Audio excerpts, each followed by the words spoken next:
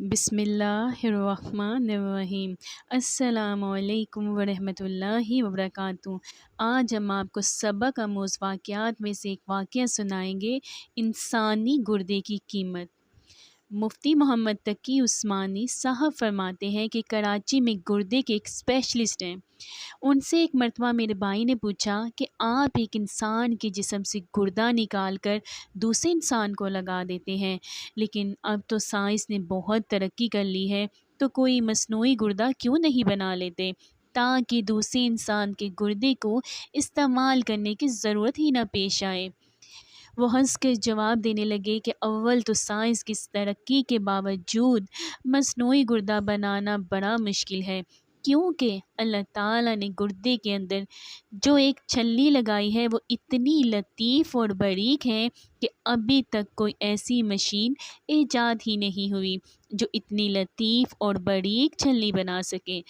اگر بالفرض ایسی مشین ایجاد بھی ہو جائے اور ایسی چھلی بنا بھی لی جائے تو اس پر اربوں روپے خرچ ہوں گے، اور اگر اربوں روپے خرچ کر کے ایسی چھلنی بنا لی جائے تب بھی گردے کے اندر ایک چیز ایسی ہے جو ہماری قدرت سے باہر ہے۔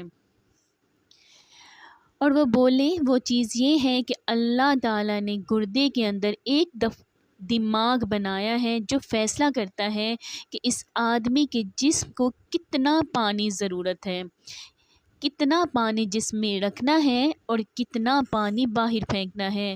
ہر انسان کا گردہ اس انسان کے حالات کے مطابق، اس کے جسم کے مطابق اور اس کے وزن کے مطابق یہ فیصلہ کرتا ہے کہ کتنا پانی اس کے جسم میں رہنا چاہیے اور کتنا باہر پھینکنا چاہیے، اور اس کا 100% فیصلہ درست ہوتا ہے۔ اس کے نتیجے میں وہ اتنا پانی جسم میں روکتا ہے جتنے پانی کی ضرورت ہوتی ہے، اور ضرورت سے زائد پانی پیشاب کی شکل میں جسم سے باہر پھینک دیتا ہے۔